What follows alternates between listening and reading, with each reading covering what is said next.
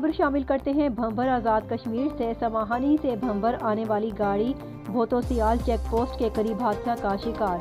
समाहानी road check post भोतोसियाल के करीब high S brake fail होने की वजह से अलमनाक हादसा पेश आया। तफसीलात के मुताबिक समाहानी से भंवर की तरफ आने वाली हाई एस सवारियों से भरी गाड़ी ब्रेक फेल होने की वजह से हादसे का शिकार हो गई, जिसके नतीजे में सवारियां मुकम्मल तौर पर महफूज रहीं।